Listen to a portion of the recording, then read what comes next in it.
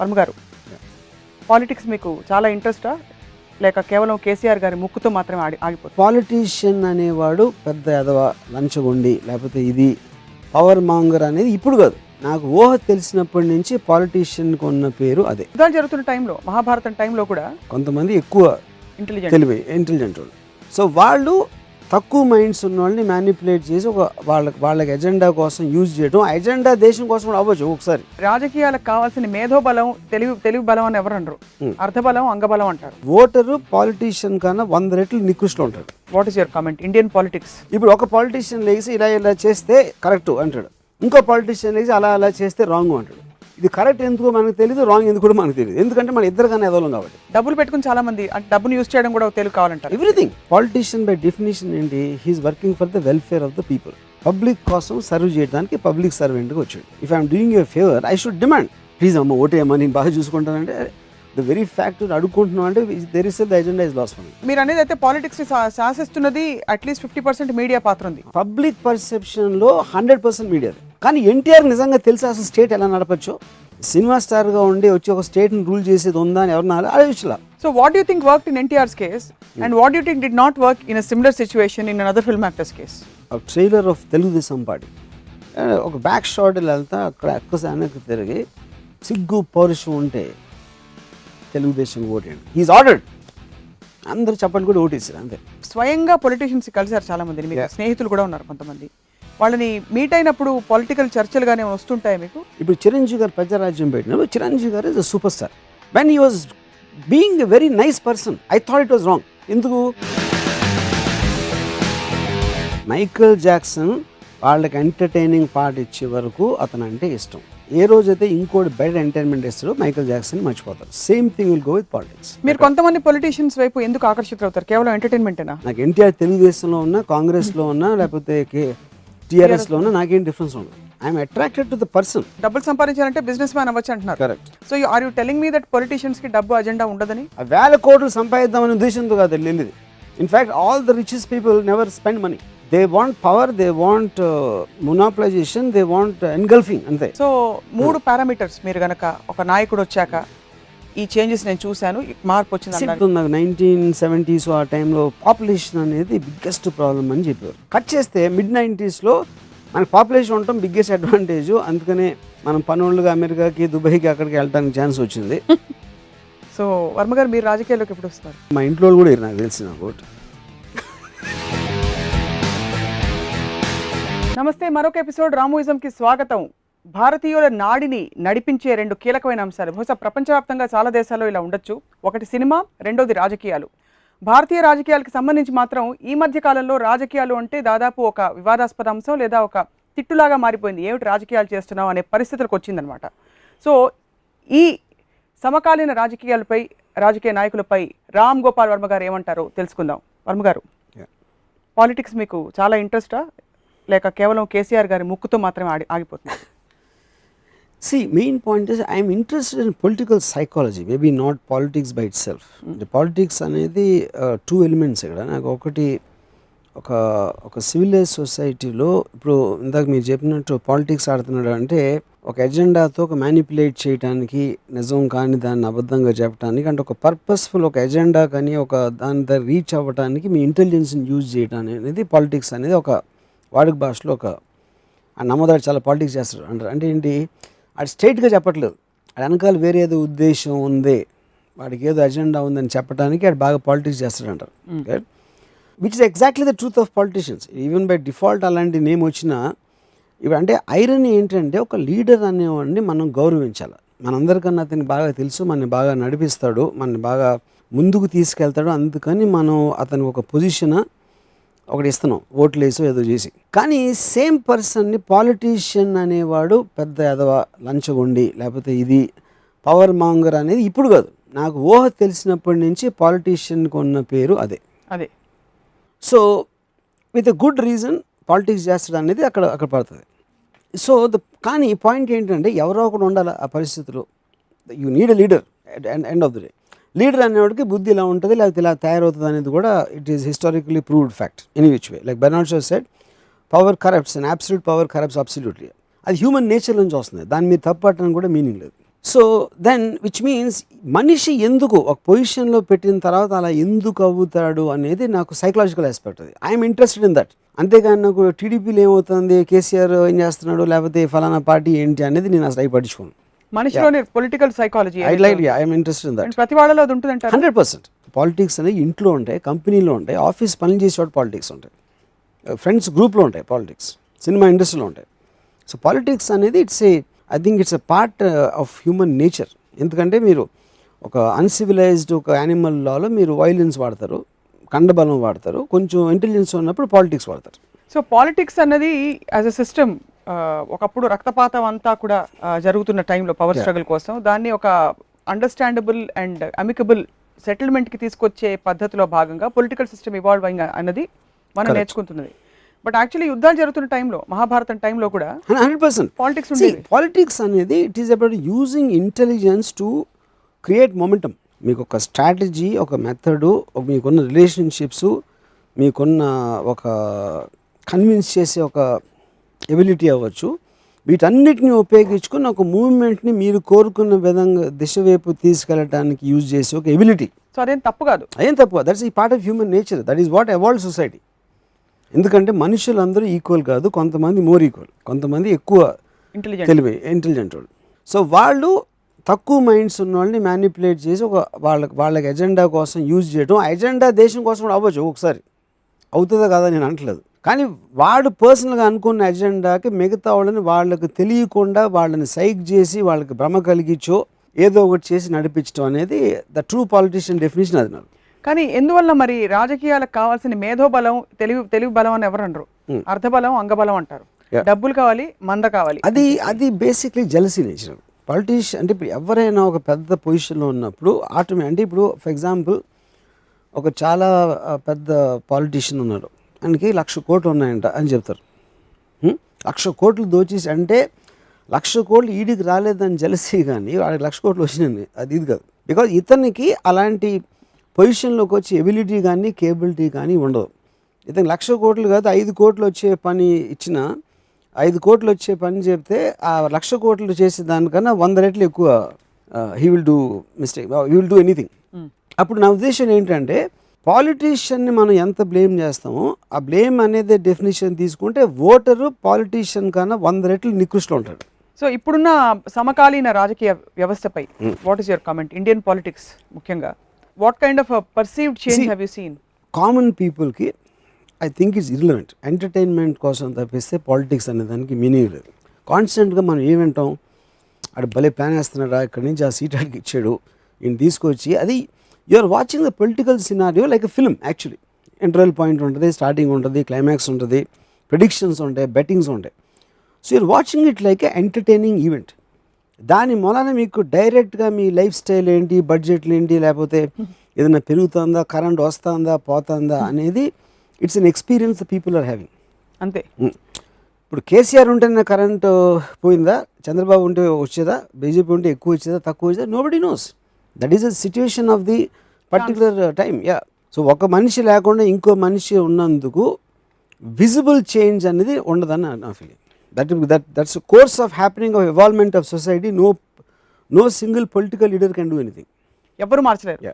వాళ్ళ పొజిషన్లో ఉంటారు అప్పుడు ఆ పర్టికులర్ టైంలో జరిగినప్పుడు. Yes, there can be decision which will go wrong, which will go right, అన్నీ అవుతాయి. అంటే పాపులర్ స్కీమ్స్, ఫ్రీ ఇది ఇస్తాం, ఫ్రీ అది ఇస్తాం అనేది ఒక మాట్లాడటం ఉంటుంది. కాబట్టి it will create illusion that it is getting better, but it will be getting better the expense of something else going wrong.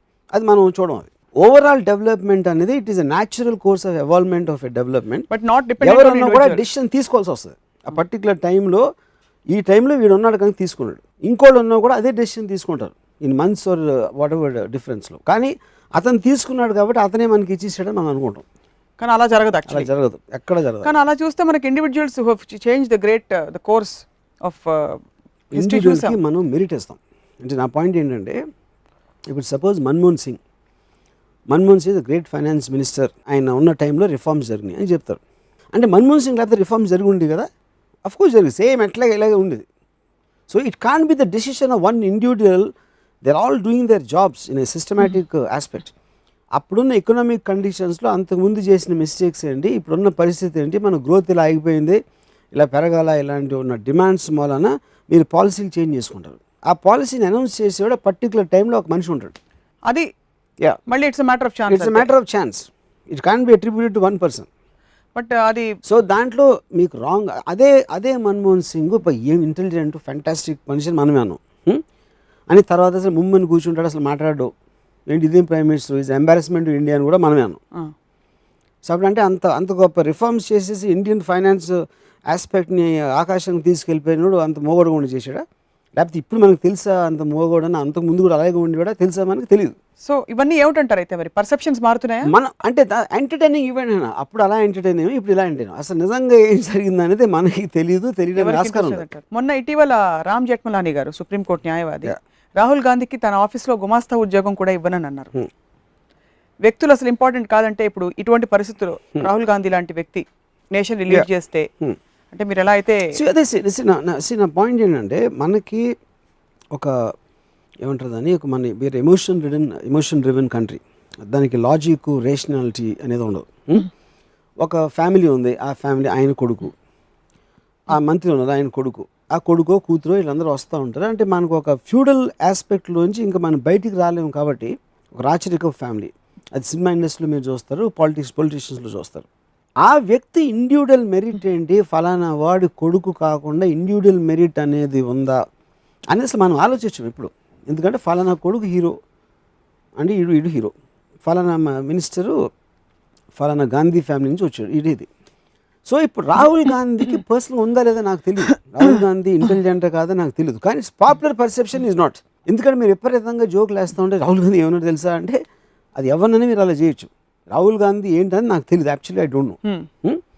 కానీ రాహుల్ గాంధీయే కాకుండా ఏ మినిస్టర్ ఇంక్లూడింగ్ మోడీ గారు కూడా విజిబుల్గా నేను మా మదరు మా ఫ్యామిలీ ఇంట్లో ఉన్నది నాకు ఇప్పటి నుంచి ఎప్పుడో ఒక పర్టికులర్ గవర్నమెంట్ మారినందుకు విజిబుల్ చేంజ్ అనేది నేను ఎక్స్పీరియన్స్ చేయలేదు. మీరు చూడలేదా, ఎక్స్పీరియన్స్ చేయలేదు? నేను ఎక్స్పీరియన్స్ చేయలేదు. చూడటం అంటే ఏంటి, ఎవరు చెప్తారు ఇలా చేసేస్తున్నారు, ఇలా చేశారంట, అది ఇచ్చారంట, ఎంతమంది ఫార్మర్స్కి ఇన్ని ఇస్తున్నారంట. అప్పుడు నేను ఒక సిటిజన్గా I can't look at the whole state as one whole. అది గవర్నమెంట్ పని. Take the formation of Telangana state for example. ఒక ఫోర్స్ దీనికి వెనకాల కారణమై ఒక ఉద్యమం నడిచి they have influence the change, a perceivable change geographically. Perceivable change I have problem. అది మీరు చెప్పారు, ఓకే తెలంగాణ ఇది అది ఇప్పుడు వేరే గవర్నమెంట్ వచ్చింది. ఇప్పుడు మేము ఉన్న ఇంట్లో కానీ మా పక్క ఇంట్లో కానీ నాకు తెలిసిన అంతకుముందు తెలంగాణ ఆ లైఫ్ స్టైల్లో 1% ఏమీ చేంజ్ లేదు. ఒకవేళ చేంజ్ వచ్చుంటే అది ఆంధ్రప్రదేశ్ మొత్తం ఉన్న అలాగే ఉండేది, ఇప్పుడైనా ఇలాగే ఉంది. సో ఇప్పుడు that is what I'm saying, it is a visible change. Visible change is very different from a change in perception. So overall thing మీకు ఇన్ని కోట్లు ఇప్పుడు తెలంగాణకు వచ్చేస్తుంది అంటే ఆ కోట్లన్నీ మీరు పంచిపెడితే అది ₹1 పావలా వస్తుంది అందరికి. That pavala is not going to make any change to anybody. మిగతాదంతా అండి, I like KCR, I like him as an entertainment. I love Mahesh Babu, I like KCR just to see them talk. KCR what exactly is doing నాకు తెలియదు అన్న, నేను చేయట్లేదు అని అంటలా, నాకు తెలీదు, ప్రజలు ఎవరికి తెలియదు. సో కరిష్మాటిక్ లీడర్ అనేది ఒక ఎఫెక్ట్ ఉంటుంది. మన్మోహన్ సింగ్ చూస్తే నాకు బోర్ కొడుతుంది, కేసీఆర్ చూస్తే నాకు ఇంట్రెస్టింగ్గా ఉంటుంది, Sonia Gandhi okay, NTR I use to love him. అలాగే డిఫరెంట్ అప్పుడు నేను ఒక సినిమాటిక్ ఆస్పెక్ట్ అది నాకు. కానీ నిజంగా తను మాట్లాడింది ఏంటి, తను మాట్లాడిన దాంట్లో అర్థం ఏంటి, అసలు దాని ఎఫెక్ట్ ఏమవుతుంది అనేది నాకు తెలియదు. ఇప్పుడు ఫార్మర్స్కి ఇచ్చేస్తున్నారు, ఫార్మర్స్కి అది లోన్ వేవర్. నాకు ఫార్మర్ ఎవరో తెలియదు, నేను ఇప్పుడు పొలం చూడలేదు, వాళ్ళు ఎవరో నాకు తెలియదు. అంతమంది ఫార్మర్స్ ఉన్నారా అసలు నాకు తెలియదు అది కూడా. కానీ of course I'm bothered about myself. Likewise most people are bothered only about their families. మా మదరు నేను 50 years పైన ఎప్పుడు అసలు ఒక పాలిటిక్స్ గురించి కామెంట్ చేయడం నేను వినలేదు, మా సిస్టర్ నేను వినలేదు, మా పక్క ఇంట్లో నేను వినలేదు. ఎవరెవరైతే మాట్లాడతారో ఇంటర్నల్గా పొలిటికల్గా జరిగే డ్రామా గురించి మాట్లాడతారు, కానీ exactly what a politician does అనేది ఎవరికి తెలియదు. అది బ్యూరోక్రాట్స్ చేస్తారా, ఒక ప్రివైలింగ్ సిచ్యువేషన్ అప్పుడున్న యాక్చువల్ రియలిస్టిక్ ఎలిమెంట్స్ వలన జరుగుతుందా, వీళ్ళు ఉట్టి మాట్లాడతారా, నిజంగా ఇంప్లిమెంట్ చేస్తారా, ఇంప్లిమెంట్ చేస్తే దాని నుంచి వచ్చే చెప్పినంత ఇంప్లిమెంట్ చేస్తారా, ప్రోస్ ఏంటి అంటే ఇది బాగుంది ఏంటానికి, దీని వలన ఇంకోటి ఏదైనా పోతుందా నాకు తెలియదు. అప్పుడు కరిష్మాటిక్, అప్పుడు every politician tells other politician is doing a bad job. The only true thing a politician says is one ఈ కాల్స్ అదర్ పాలిటిషియన్ లయర్. ఇది ప్రతి పాలిటిషియన్కి వర్తిస్తుంది ఇర్రెస్పెక్టివ్. ఇప్పుడు ఒక పాలిటిషియన్ లేచి ఇలా చేస్తే కరెక్టు అంటాడు, ఇంకో పాలిటిషియన్ లేచి అలా చేస్తే రాంగ్ అంటాడు. ఇది కరెక్ట్ ఎందుకో మనకు తెలియదు, రాంగ్ ఎందుకు కూడా మనకు తెలియదు. ఎందుకంటే మన ఇద్దరికన్నా ఎదవలం కాబట్టి, వాళ్ళిద్దరు మనకన్నా తెలివైన వాళ్ళు కాబట్టి వాళ్ళు అక్కడ ఉన్నారు. వాళ్ళకున్న పవర్ స్ట్రగుల్లో తను ఆడిది తప్పు అంటున్నాడు, ఈడేమో ఈడి తప్పు అంటున్నాడు. కానీ మన ఇద్దరికన్నా వెదవలం కాబట్టి నోళ్ళు తెలుసుకుని ఇద్దరు. సో మీరు అయితే కన్క్లూడ్ చేస్తారు దట్ పొలిటీషియన్స్ పాలిటిక్స్లో ఉన్నారంటే అందరికంటే తెలివైన వాళ్ళే ఉంటారు అక్కడ. 100%. Otherwise how can they reach that position? ఎలా అంటారు అలాగా? ఇప్పుడు డబ్బులు పెట్టుకుని చాలా మంది అంటే డబ్బును యూజ్ చేయడం కూడా తెలివి కావాలంటారు. ఎవ్రీథింగ్. ఇప్పుడు తెలివి అనేది it is not about inventing కదా. తెలివి it is about playing with people's minds, it's about manipulating, it's about getting certain. ఇప్పుడు మనం ఏంటి చాలాసార్లు ఏమింటాం, పాలిటీషియన్ నాకు ఓటేయండి. పాలిటీషియన్ బై డెఫినేషన్ ఏంటి? He is working for the welfare of the people. Public కోసం సర్వ్ చేయడానికి పబ్లిక్ సర్వెంట్గా వచ్చాడు. అవును. నువ్వు ఫేవర్ చేయడానికి వచ్చి వాళ్ళని అడుక్కోవడం ఏంటి అసలు? ఫస్ట్ ఆఫ్ ఆల్ నాకు నేను వచ్చి నీకు దానం అయిపోతున్నా, నా తెలివో లేకపోతే నా శ్రమో నా డబ్బులో నా ఏదో నా పొజిషన్.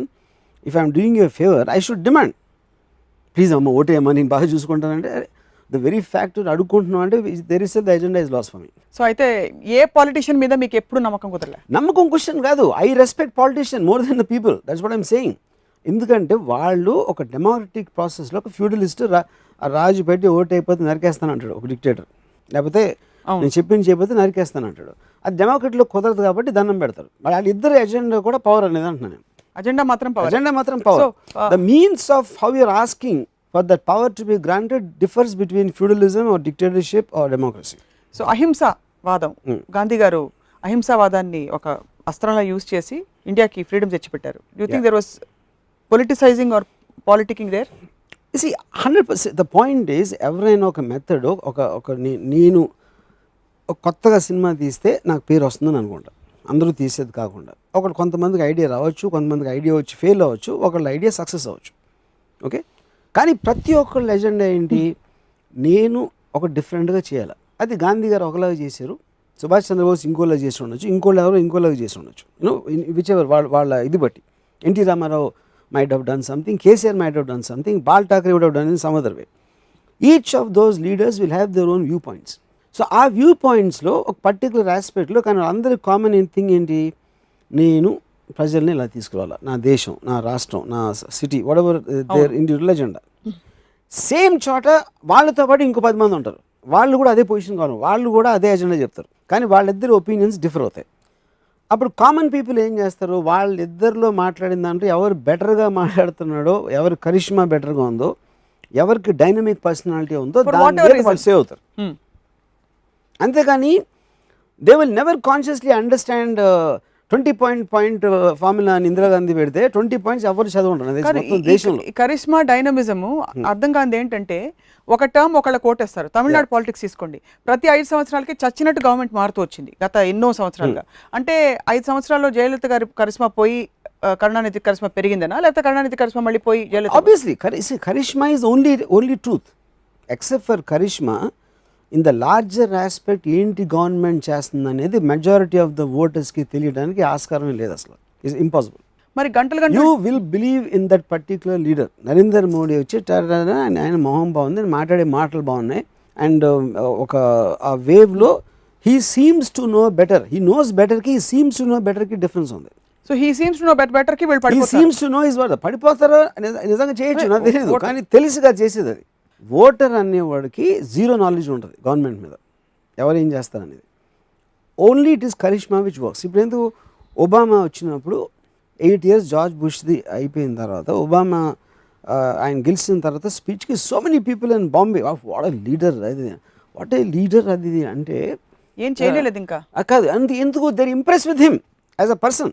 అప్పుడు నేనేమన్నాను, అప్పుడే ఐ ప్రెడిక్టెడ్ మ్యాక్సిమం ఇది ఒక 2 months ఉంటుంది, దాని తర్వాత విల్ స్టార్ట్ క్రిటిసైజింగ్ హిమ్. దానికి రీజన్ చెప్తాను. Reason nothing to Obama. ఎందుకు కాదంటే వచ్చే వరకు వస్తున్నాడు చూడు అని బ్లో యాంగిల్లో పెడతారు కెమెరా, బ్లో యాంగిల్లో పెట్టి బ్యాక్గ్రౌండ్ మ్యూజిక్లో వస్తున్నాడు. వచ్చేసాక ఐలెవెల్ పెట్టాలి కెమెరా, బ్యాక్గ్రౌండ్ మ్యూజిక్ పోతుంది. అప్పుడు you will talk about actual issues. మీరు బ్యాక్గ్రౌండ్ స్కోర్ లో యాంగిల్ తీసేస్తే you look like any other person. దీనికి జార్జ్ బుష్కి అంతకుముందు ఉన్న ఎవరికి ఏమి డిఫరెన్స్ తెలియదు. Same thing will happen here. Same thing is happening with Narendra Modi. And అందులో ఇలాంటి కేసెస్లో మీరు చెప్పిన రెండే క్లాసిక్ ఎగ్జాంపుల్స్లో వాళ్ళ నేపథ్యం వల్ల వాళ్ళు పెద్ద హీరోలా కనిపిస్తారు రావడం అన్నది. ఒక కాఫీ బాయ్, చాయ్ వాలా, మన హై we are creating an image in our mind. అది వాళ్ళు మీన్ చేశారా లేకపోతే ఒక ఎజెండా ఉండొచ్చు ఉండకపోవచ్చు, కానీ మనం క్రియేట్ చేసుకుంటున్నాం. And part of it is with the media also. ఇప్పుడు రాహుల్ గాంధీ నిజంగా నాకు తెలీదు వాట్ ఈస్, కానీ media is making me believe that he's this. Same Rahul గాంధీని 4 ఏళ్ల క్రితం బాంబే వచ్చి ట్రైన్లో తిరిగితే అసలు ఈజ్ ద నెక్స్ట్ ఇండియాని ఎక్కడికో తీసుకెళ్ళిపోతాడు అది ఇది అని 2 ఏళ్ళు చెప్పారు. ఇప్పుడేమో ఎక్కడికి తీసుకెళ్ళడానికి కూడా వాళ్ళే చెప్తున్నారు. నా ఉద్దేశంలో రాహుల్ గాంధీ అలాగే ఉన్నాడు, అప్పుడు అంతే ఇప్పుడు అంతే, కానీ మన పర్సెప్షన్ మాత్రం మారుతుంది. మీరు అనేది అయితే పాలిటిక్స్ ని శాసిస్తున్నది అట్లీస్ట్ 50% మీడియా పాత్ర ఉంది 100% మన దేశంలో. ఎందుకంటే మీడియా మాట వినేసి అందరూ పబ్లిక్ పర్సెప్షన్లో 100% మీడియా. ఎందుకంటే పబ్లిక్కి మీడియా కానీ తెలియడానికి ఛాన్సే లేదు. మీడియా వాళ్ళు చెప్పింది వాళ్ళు వింటేనే వాళ్ళకి ఒక ఇన్ఫర్మేషన్ ఉంటుంది, కానీ మీడియా చెప్పకుండా ఏ పబ్లిక్. న్యాచురల్లీ వెళ్ళి ప్రతి ఒక్కళ్ళు నేను ఇప్పుడు రాహుల్ గాంధీ నేను స్వయంగా కలిసిన personal experience I'm going to feel what I'm feeling with my heart అని అనుకోరు కదా. They will obviously see what they don't have access. Correct. So they will have to see I remember my earliest memories of ఇప్పుడు ఎన్టీఆర్ వచ్చినప్పుడు obviously television లేదా ఆ టైంలో ఒక మీటింగో లేకపోతే ఒక న్యూస్ పేపర్లో ఒక ఫోటో ఇలా చేశారు. ఆయన ఏదో చైతన్య రథం ఎక్కి తిక్కారు, ఎక్కడో రోడ్డు మీద స్నానం చేశారు. ఎట్లా అంటే 2-3 ఫోటోగ్రాఫ్స్ తోటి ఎన్టీఆర్ కొన్న పర్సనల్ స్టార్డమ్కో మనకు తెలిసిన ఫెమిలియారిటీ అవ్వచ్చు, ఆయన వేసిన పాత్రలు అవ్వచ్చు, వాటితోటి ది వాజ్ ఎ వే. కానీ ఎన్టీఆర్ నిజంగా తెలిసి అసలు స్టేట్ ఎలా నడపచ్చో, సినిమా స్టార్గా ఉండి వచ్చి ఒక స్టేట్ని రూల్ చేసేది ఉందా అని ఎవరన్నా ఆలోచించలా. ఎన్టీఆర్ తెలియపోతే అంతకుముందు చెన్నారెడ్డికి తెలుసా తెలీదు, అట్లీస్ట్ ఇంక తెలుసు, ఈ మొహం అన్న తెలుసు, చెన్నారెడ్డి అది కూడా తెలియదు. So I think I'm only arguing and talking about the common persons perception. So what do you think worked in NTR's case and what do you think did not work in a similar situation in another film actor's case? But that is his personal charisma. It is his dynamism. NTR మాట్లాడితే his వాయిసా చెప్పే విధానమా. ఇప్పుడు నేను first time ఎన్టీఆర్ది ఇది చూశాను, Telangana add trailer of Telugu Desam party. ఒక back shot వెళ్తా అక్కడ వెనక్కి తిరిగి సిగ్గు పౌరుషం ఉంటే తెలుగుదేశం ఓటేయండి, హీఈస్ ఆర్డర్డ్. అందరూ చప్పట్లు కూడా ఓటేసారు అంతే. అది exact opposite of what a politician will do. Please అండి నేను మీకు వినయ విధేతగా ఉంటాను, మీ వచ్చి మీ పిల్ల పాపకి క్షేమానికి అనుకుంటా నాకు ఓటేయండి అని ఆల్మోస్ట్ యాడవటం ఒకటే తక్కువ. That's what politicians do. It did the exact opposite. So attitude connect but same NTR చేసింది ఇంకోటి చేస్తే వర్కౌట్ అవ్వదు. That is it to his personality. మీరు స్వయంగా పొలిటీషియన్స్ కలిసారు చాలా మందిని, మీకు స్నేహితులు కూడా ఉన్నారు కొంతమంది. వాళ్ళని మీట్ అయినప్పుడు పొలిటికల్ చర్చలుగానే వస్తుంటాయి మీకు, ఆర్ డూ యూ ఇన్వాల్వ్? జనానికి తెలియదు నేను పొలిటికల్ ఆస్పెక్ట్స్ నేను ఎప్పుడు like I said I'm not, అంటే ఇంటర్నల్గా ఏ పార్టీ ఏం చేస్తుంది, ఎవరికి ఎందుకు సీట్ వస్తున్నారు ఇవ్వట్లేదు అనేది that bores me, because that's a very internal issue. కానీ మీడియా ఎక్కువ దాని మీద, ఎందుకంటే వాళ్ళకి టీఆర్పీలు అన్ని రోజులు స్ప్రెడ్ చేయాలి కాబట్టి obviously they will have to have that you know. But overall game ప్లాన్లో ఒక పాలిటీషియన్ ఎందుకు తను అనుకుంటున్నాడు తనకు చాలా పాపులారిటీ పెరిగింది అని తను ఎందుకు అనుకుంటాడు, చుట్టూ ఉన్న వాళ్ళు ఎలాగ తను అనుకునేటట్టు చేస్తారో వాళ్ళ ఎజెండా కోసం, I'm interested in that aspect. ఇప్పుడు చిరంజీవి గారు ప్రజారాజ్యం పెట్టినప్పుడు చిరంజీవి గారు ఇస్ అ సూపర్ స్టార్. ఆయన హై స్పీడ్లో వచ్చారు, 100 మందిని కొట్టారు, లేకపోతే ఇది చేశారు, ఆయన సూపర్ హ్యూమన్ అనే ఆస్పెక్ట్ ఉంది.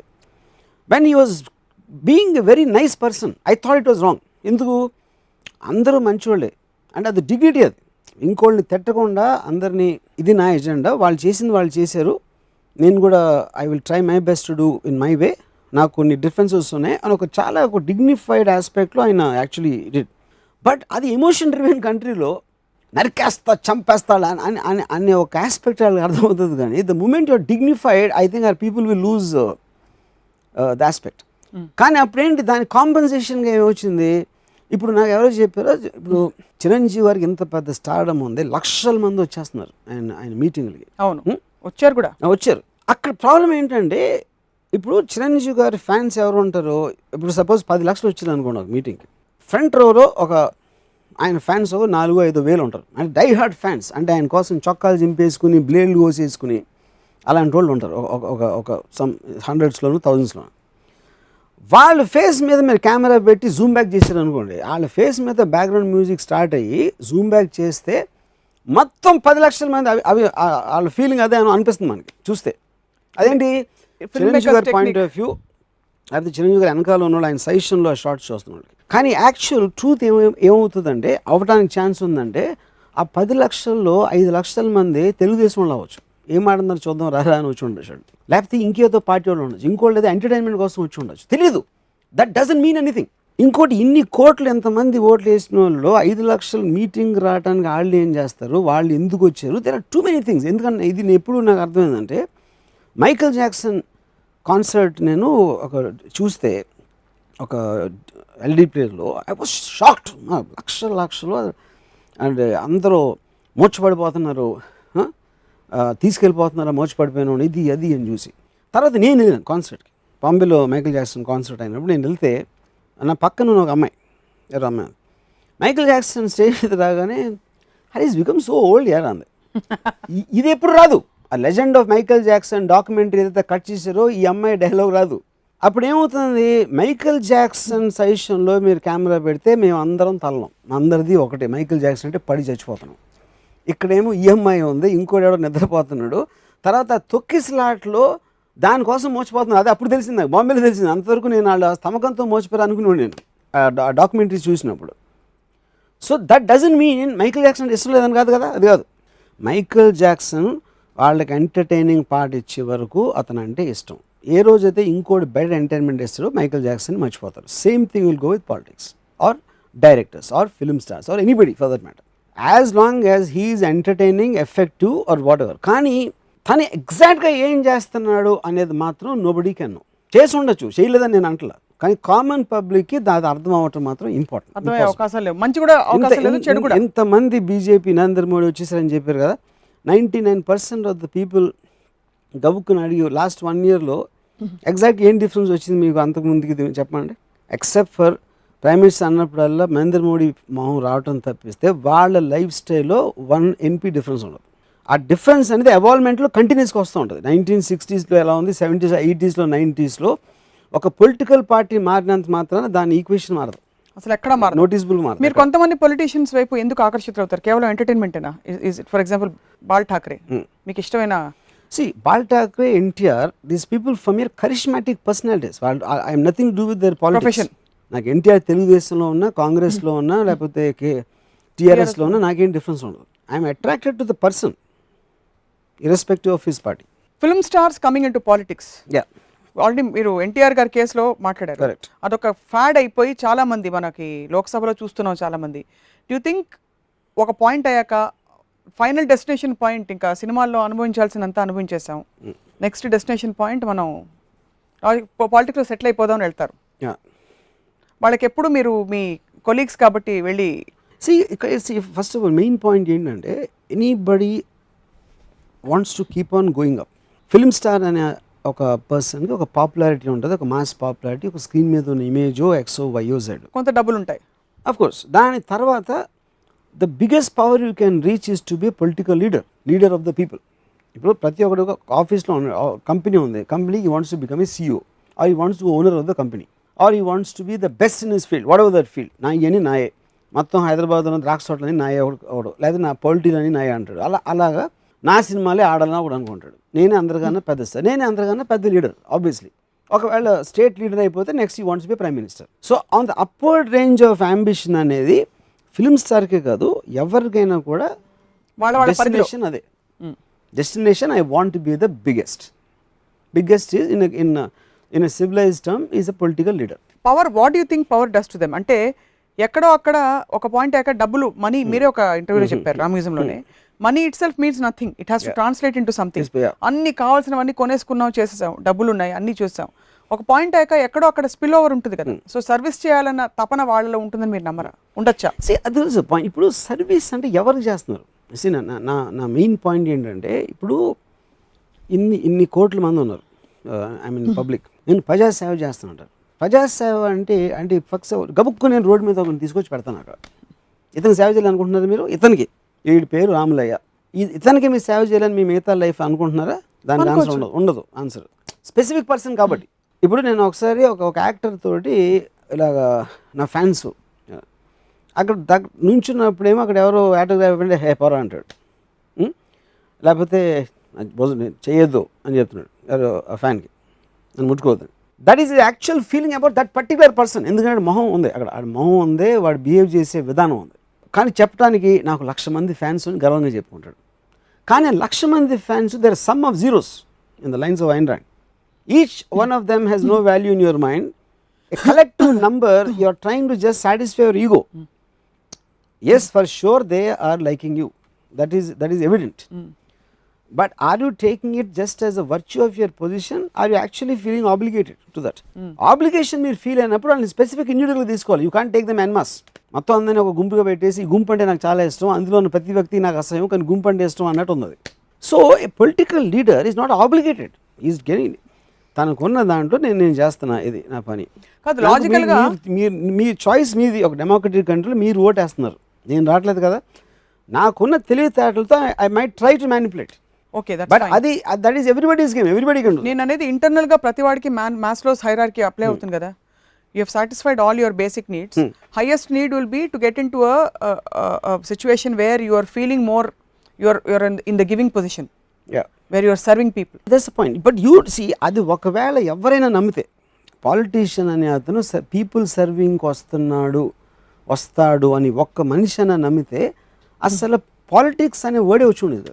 పాలిటీషియన్ అనేది on a lowest despicable person Bernard Shaw time నుంచి, ఇప్పుడు నేను చెప్పేది 100 years బ్యాక్ నుంచి అదొంది. ఏది డెమోక్రటిక్ కంట్రీ అనేది ఎప్పటి నుంచి వచ్చిందో పాలిటీషియన్ నమ్మటం అనేది ఆపేశారు అప్పటి నుంచి. ఫ్యూడలిజంలో పాలిటీషియన్ అనేది అలా లేడు, ఆ బలంతో నోరు భరించాలి ఎవరుంటాడు. డెమోక్రటిక్లో అది లేదు కాబట్టి వీడంతా చేసి ఎక్కుతున్నాడా మన మీద అని చెప్తారు. యూనో, నేను ఒక పర్టికులర్ నా క్లోజ్ అండ్ పొలిటికల్ లీడర్ని నేను ఒకటి అడిగాను, ఈ ప్రజాసేవ అనేది నీ పాయింట్ అయితే నువ్వు ఓట్లు వేయమని అడిగావు. వాళ్ళు ఏం చేశారు, నీ కాన్స్టిట్యున్సీలో నీకు ఒక 50% ఓట్లు నీకు వచ్చినాయి, 40% నీ అపోనెంట్కి వచ్చినాయి. నువ్వు సేవ ఏమో అందరికీ కలిసి చేస్తున్నావు. అవును, అందరికీ. రిజల్ట్ వచ్చేసిన తర్వాత నీకు ఓటు వేసిన వాళ్ళు, ఓటు అయిన వాళ్ళు వాళ్ళందరూ నీ మనుషులు అయిపోయారు కదా. అవును. అప్పుడు నీకు ఓటు అయిన వాళ్ళు కూడా నీకు ఓట్లు వేసే వాళ్ళతో సమానంగా వాళ్ళకి వచ్చేసిందంటే అది ఇన్ దట్ ఇంజస్టిస్ అని అడిగాను. నిన్ను నమ్మినోడికి ఇద్దరికి నువ్వు ఒకే రకంగా సేవ ఎలా చేస్తావు? ఒకవేళ నీకు తెలిస్తే వీడు మాత్రం నాకు ఓటు వేయలేదు, ఈ పర్టికులర్ కమ్యూనిటీ వేయలేదు, లేకపోతే ఈ మనిషి వేయలేదు, వాళ్ళు వేయలేదు అని చెప్తే నీకు ఆ ఛాన్స్ ఉంటే, తెలిసే ఛాన్స్ ఉంటే నువ్వు డిఫరెన్షియేషన్ చూపిస్తావా? కాన్సెప్ట్ లెవెల్లో చూపించకపోవచ్చు, కాన్సెప్చువల్లీ, బికాజ్ అందరూ సమానం అని అనుకుంటాం కాబట్టి. ఇండివిజువల్ లెవెల్లో ఎక్కడో మనోడు కాదు అనే ఫీలింగ్ ఉంటుందా చెప్పండి? లేకుండా ఎలా ఉంటుందండి హ్యూమన్ బీయింగ్ అని. ఇంకోటి నాకు అది యాక్చువల్లీ ఇట్ ఈస్ బీయింగ్. ఇప్పుడు నీ ఇద్దరు ఉన్నారు నాతో పని చేస్తున్నారు, ఒకడు నన్ను బాగా నమ్ముతున్నాడు, ఒకడు నమ్మట్లేదు నన్ను. అప్పుడు నేను వాళ్ళిద్దరికి సమానంగా చూస్తే ఆ నమ్మివాడి పరిస్థితి ఏంటి? ఆడికి ఇంజస్టిస్ చేసినట్టు కదా. సో ఓకే, డెమోక్రటిక్ సిస్టంలో తెలివిగా సీక్రెట్ బ్యాలెట్ అని ఎందుకు వచ్చింది ఎవరికి తెలియదు, ఎవడెవడు ఓటు వేసాడో ఏంటో అనేది. అందుకని ఆ పర్సనల్ ప్రెజుడిస్ రాకూడదనే ఒక పర్టికులర్ ఎజెండా కూడా ఉంటుంది సీక్రెట్ ఓట్లో ఉన్న అడ్వాంటేజ్.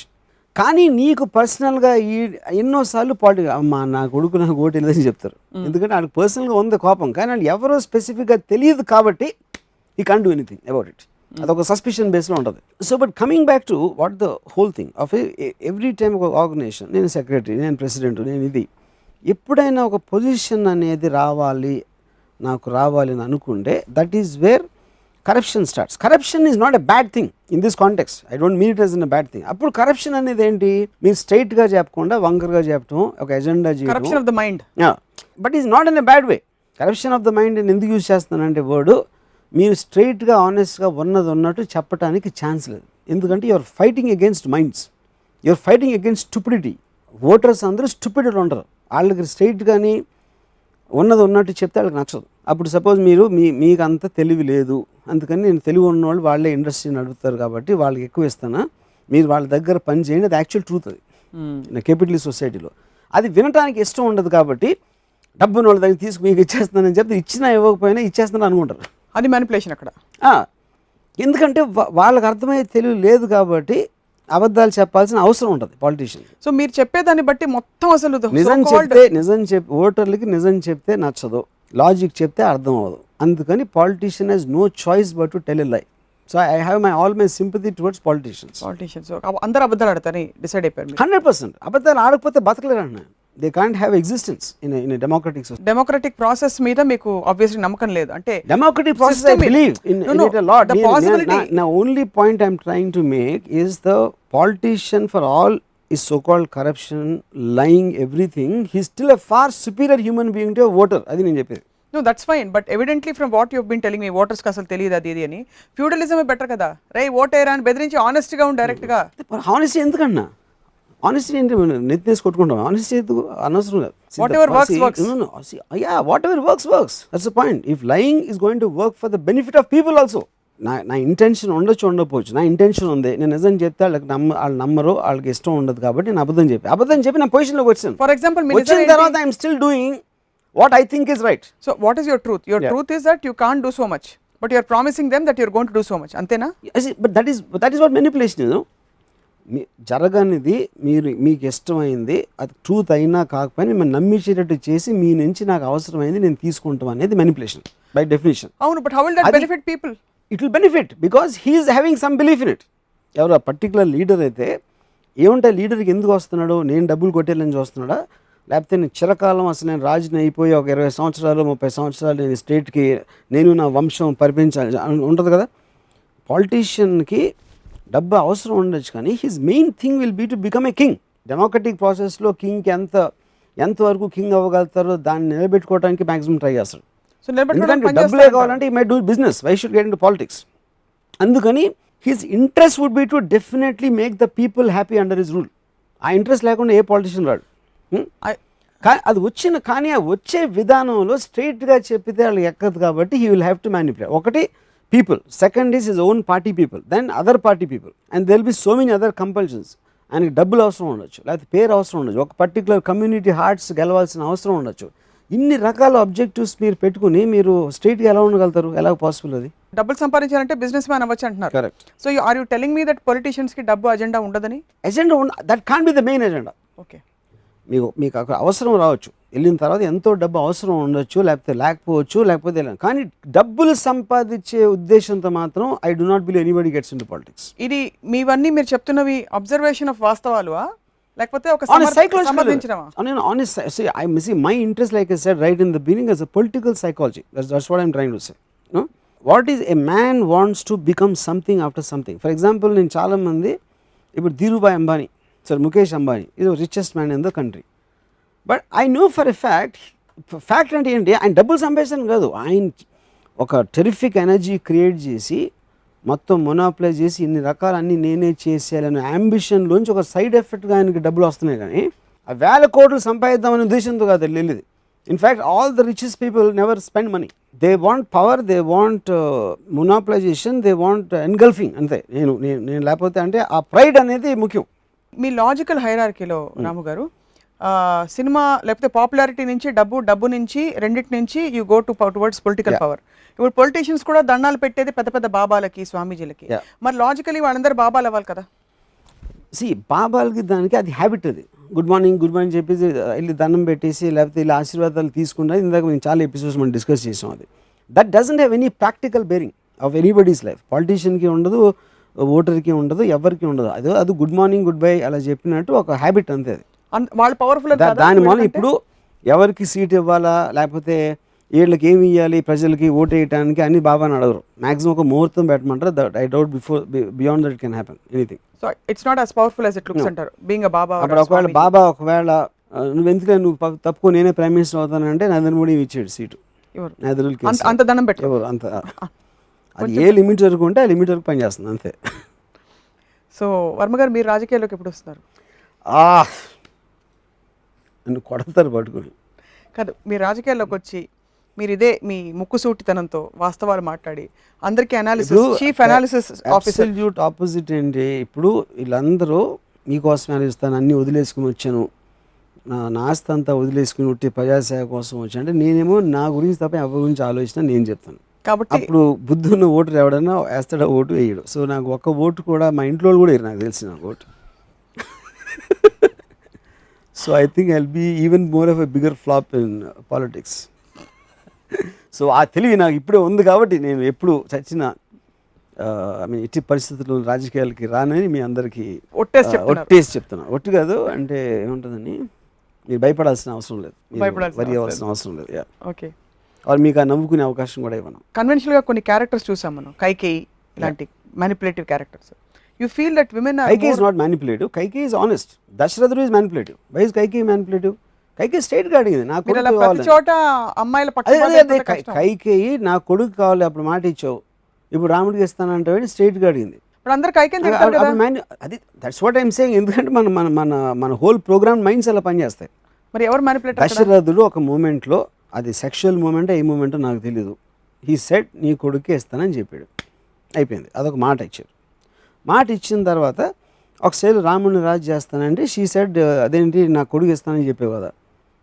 సో ఇప్పుడు అయోధ్య ప్రజలందరూ రాముడిని కోరుకుంటే కింగ్గా, అప్పుడు ఎవరో ఒక వైఫ్కి, ఆ వైఫ్ కూడా అంటే పాతకి ఇలా అంటావు అంటే తనకే ఒపీనియన్ లేదు కైకేయండి, అవసరం తీరిపోయాక తనకే ఒపీనియన్ లేని ఒక భార్య చెప్పినంత మాత్రాన అయోధ్య కింగ్డమ్ అంతా తనకి ఇష్టం లేని సమర్థత లేడు అనుకున్న భరతుడి చేతిలో పెడితే అసలు కింగ్ ఏంటి, దశరథుడిని గౌరవించమండి అసలు ఫస్ట్.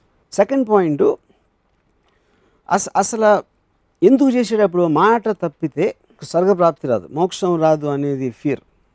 ఎవరికి మాట ఇచ్చాడు అంటే ఇప్పుడు ఎవడో ఒక క్రిమినల్కి నేను మాట ఇచ్చేసి లేకపోతే చేసి ఆడికి మాట ఇచ్చాను అందుకని మొత్తం దేశం అంతా పోయినా నా మాట మీద నిలబడతానంటే ఏమంటే కొడతారు పట్టుకుని. Because as a king your responsibilities towards the entire kingdom or the majority if at all the least you know. So అప్పుడు ఓన్లీ రీజన్ ఎందుకు మాట తప్పితే మోక్షం తప్పితే నాకు రంభ కౌగిళ్ళు సురాపానాలు దొరకవు, అది మెయిన్ ప్రాబ్లమ్ ఆఫ్ దశరథుడు.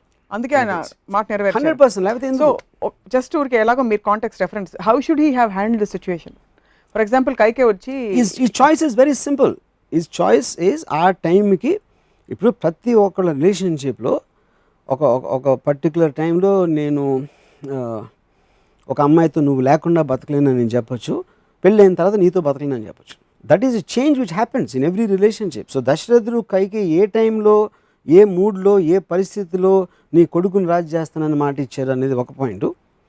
తర్వాత ఎన్ని రోజులు ఉన్నారు, దాని మధ్యలో వీళ్ళిద్దరి మధ్యన ఎక్స్పీరియన్స్ ఏంటి, ఇవన్నీ ఉన్నాయి. ఆబ్వియస్లీ భరతుడు పెరిగిపోయాడు కాబట్టి you are talking about some 25 years of experiences which you had with Kaikeyi.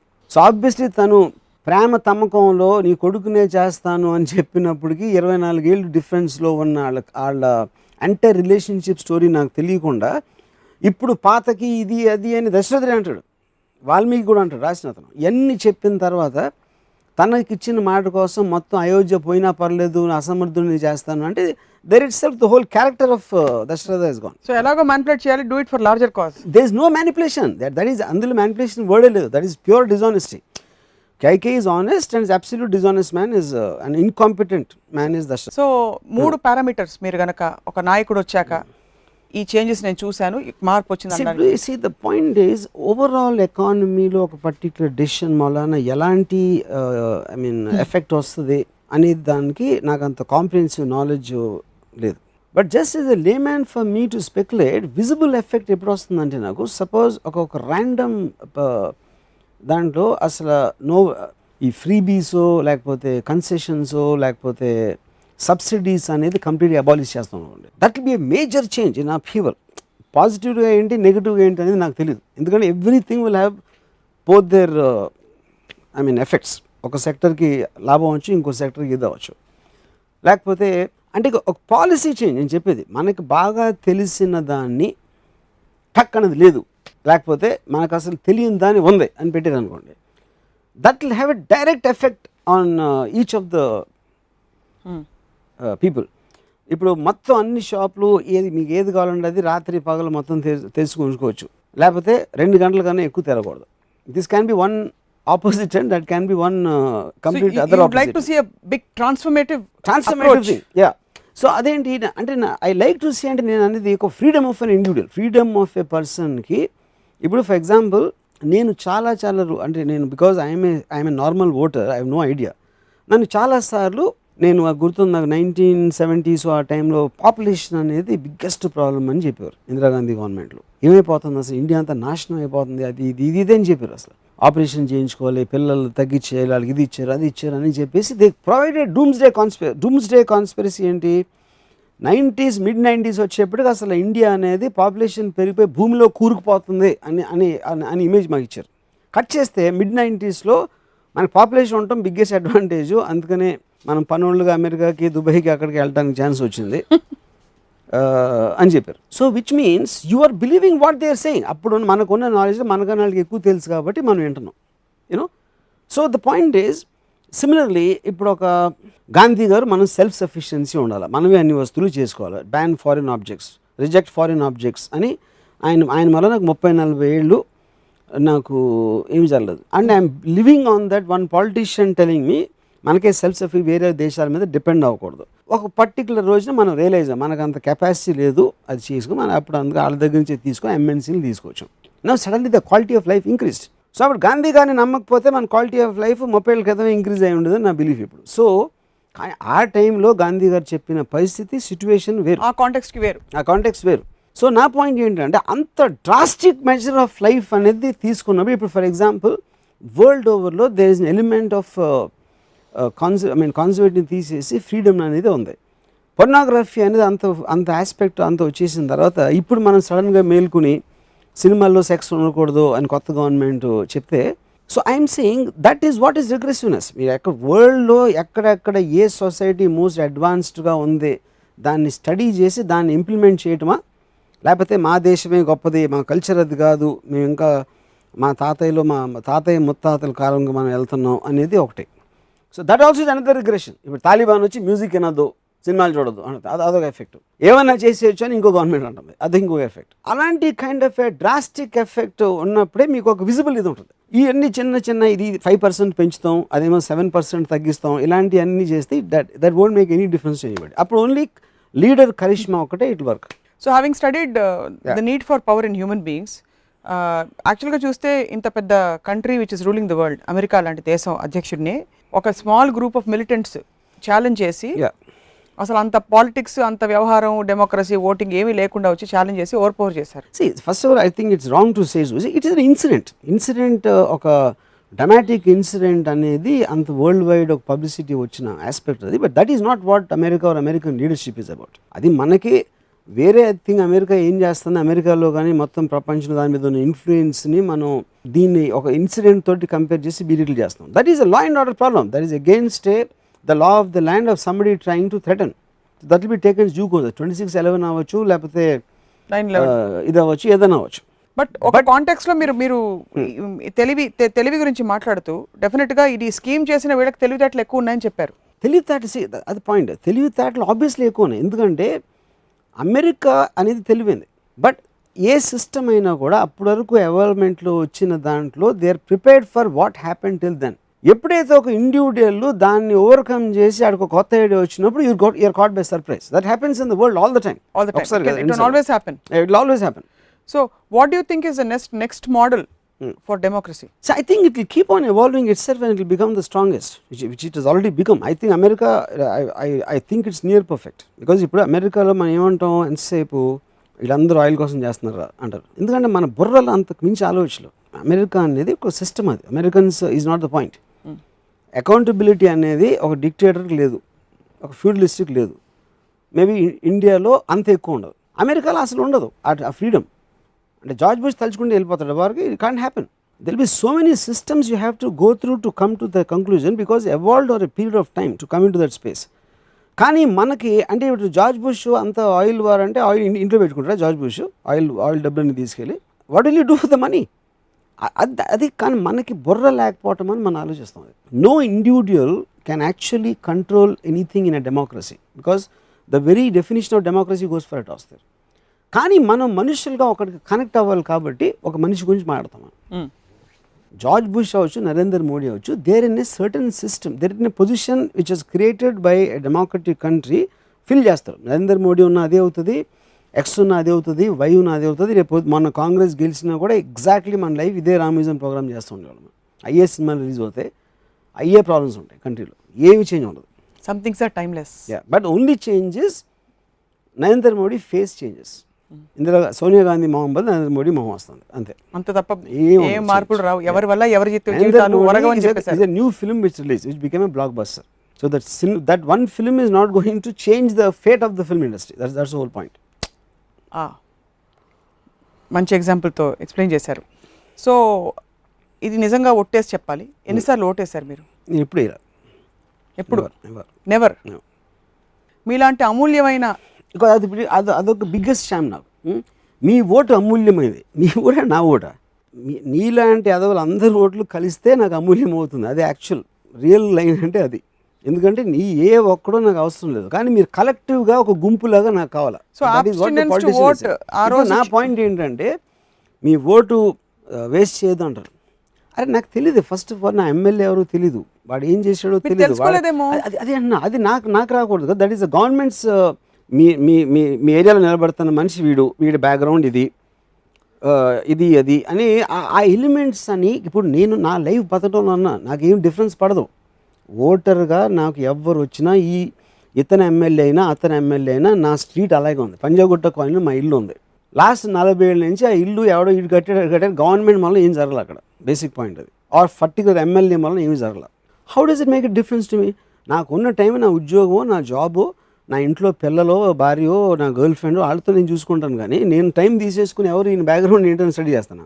మరి బ్యాక్గ్రౌండ్ స్టడీ చేసిన తర్వాత అతను ఏం చేస్తాడు నాకు?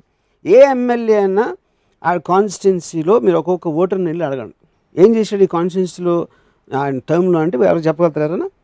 Even if the like him they won't know, because దానికి ఒక విజిబుల్ ఎఫెక్ట్ అనేది ఉండదు. That's what I'm trying to say. So vote అనేది ఇన్ఫ్యాక్ట్ నా ఉద్దేశంలో that is a wrong thing. ఇది ప్రతి ఒక్కడికి ఓటు హక్కు ఇవ్వటం అనేది చాలా తప్పు. ఎందుకంటే తెలిసిన వాళ్ళు దాని బ్యాక్గ్రౌండ్ అది ఎందుకు వేయాలి, ఇతను ఉంటే ఏంటి నష్టం కష్టం అని ఒక మినిమం క్వాలిఫికేషన్ లేకపోతే వాడికి ఓటు ఈ హక్కు ఉంటే actually you're undermining the entire thing. And also danger. Yeah, అంటే అది ఆల్మోస్ట్ మీకు మెడిసిన్ తెలియకుండా పేషెంట్ని ట్రీట్ చేయనట్టు ఎంత తప్పు, ఆ ఎమ్మెల్యే ఆ పార్టీ బ్యాక్గ్రౌండ్ తెలియకుండా వాడికి ఓటు హక్కు ఇవ్వడం అంతే తప్పు. సో ఒక్క పాయింట్లో తేల్చేశారు అది విషయం. సో ఏం చేయాలంటారు? ఫర్ ఎగ్జాంపుల్ ఇప్పుడైతే ఓటు హక్కు ఇంటర్వ్యూ చేసి the point is to educate each and every person on the background of that man in a very very systematic manner. Who will educate? The government. Why will the government do it? The government is in competition with so many other people. The election commission which is monitoring the whole thing, the whole point is vote అనేది vote ఎందుకు వేయాలంటే ఇది reason. మీ vote వేయటానికి మీకు minimum తెలుసుకోవాల్సిన ఒక knowledge ఇది. మీ ఏదో నిలబడుతున్న ఈ పర్టికులర్ మనిషి వీడికి ఇది బ్యాక్గ్రౌండ్, ఇది ఫోర్గ్రౌండ్ ఇది అని చెప్పి ఇది ఈ పార్టీ పాలసీలు ఇవన్నీ ఒక వాడుక భాషలో లాగా చెప్పి అంత అండర్స్టాండింగ్ అనేది ఒక మటీరియల్ మీరు ఇంట్లో పెడితే అది మీరు చదివారా లేదా తర్వాత విషయం. But that is the minimum responsibility of the EC. అది ఇంతవరకు చేయలేదని ఎందుకు అనుకుంటున్నారు? చేయలేదు, మీరు చూడలేదు కాబట్టి. నా దగ్గర నేను ఎప్పుడు ఎవరిని డిస్కస్ చేయడం ఇలా మా ఇంట్లో నేను ఒక ప్యాంప్లెట్ కూడా చూడలేదు. లాస్ట్ కపుల్ ఆఫ్ ఎలక్షన్స్ 2 టర్మ్స్లో the system slowly has started evolving, but you're right that ఆ లెవెల్ ఆఫ్ పెనిట్రేషన్ ఇంకా రాలేదు. That has to be done systematically. It can't be just like one person thinking about it. That has to be a mandatory thing. అది మొత్తం అంతా మీకు thrust of media దాని మీద ఉండాలి. అంతేగాని ఆడ సీట్ ఎందుకు ఇవ్వలేదు తెలుసా, ఆడ వెనకాల ఇవాళ రాత్రి ఆడ వెళ్ళి ఆయన కలిసాడు, అక్కడి నుంచి ఫోన్ చేసాడు, అది కాదు, ఆ డ్రామా కాదు నాకు కావాల్సింది. As a citizen I'm interested in what exactly that guy is going to do for the country. ఇప్పుడు లేటెస్ట్గా ఎలక్షన్స్ గెలిచాక as we wind up since you brought it up, ఎవరిని ఎంత తిడుతున్నారు? నువ్వు చెల్లని రూపాయి. This entire thing the most valid point I think I made is ప్రతి ఒక్కడికి ఓట్ హక్కు ఇవ్వటం అనేది I think the biggest problem of India. ఎందుకంటే వాళ్ళకి తెలియనప్పుడు అది ఆ ఓటు విలువ ఎందుకు వేస్తున్నారు, ఎందుకు వేయాలి అని ఎడ్యుకేషన్ ఇవ్వకుండా you are giving them the power to belittle the actual vote which is going to be really helpful. ఎలా వాడాలో తెలియకుండా minimum education, minimum knowledge of the country's politics or country's economic situation, ఏ minister అది ఏ MLA దేనికి ఎందుకు అవుతాడు అని ఆ నాలెడ్జ్ అంత క్లియర్ కట్గా తెలిసిన వాళ్ళకి ఓటు హక్కు ఉండాలి. కానీ ఏమీ తెలియకుండా ఇంట్లో వంట వార్పు చేసుకుంటా పని మనిషి అక్కడ రోడ్డు మీద వెళ్తున్న అందరికీ ఓటు హక్కు ఇవ్వడంతో you're actually undermining the entire concept of it. In other words giving Oscar awards ఉంది. ఆస్కర్ అవార్డు బెస్ట్ సినిమాటోగ్రాఫర్స్ అందరూ కలిసి దే లుక్ ఎట్ ఫిల్మ్స్. వాళ్ళు బెస్ట్ సినిమాటోగ్రాఫర్ ఏ సినిమా అని, ఎందుకంటే మినిమం అండర్స్టాండింగ్ క్వాలిఫికేషన్ వాడికి తెలుసు ఆర్ట్ ఏంటనేది, వాడికి ఇచ్చారు ఇవ్వడానికి. రోడ్ మీద సినిమాటోగ్రఫీ చెప్తే సినిమాటోగ్రఫీ అనేది it's a collective aspect of so many things. You can't isolate normal man. So ఈ ఫలానా మనిషికి ఓట్ వేయాలి అంటే అతని గురించి ఎంత తెలిసి ఉండాలి, నీకు ఆ కెపాసిటీ, నీకు అసలు డెసిషన్ తీసుకోవడానికి అనేది ఉన్నప్పుడే that percentage is becomes valid.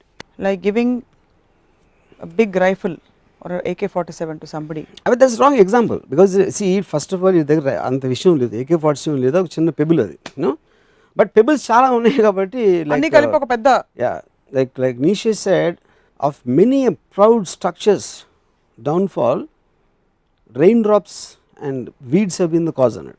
ఎందుకంటే దే ఆర్ మెనీ అంత పెద్ద స్ట్రక్చర్ ఉంది, కానీ వర్షం పడి పడి పడి పడి దాన్ని నాశనం చేస్తుంది. చిన్న చిన్న చుక్కలు, లేకపోతే gross insignificant by itself but it can crack the wall.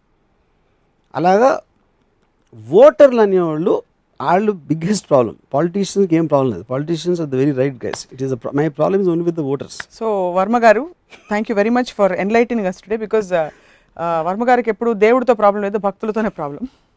అలాగే రాజకీయ నాయకులతో ప్రాబ్లం కాదు, ఓటు వేసే వాళ్ళతో ప్రాబ్లం. వ్యవస్థ మారాలని కోరుకుంటున్నారు మనస్ఫూర్తిగా. Thank you very much. ఇంకొక ఎపిసోడ్ రామోయిజంలో త్వరలో మళ్ళీ కలుద్దాం.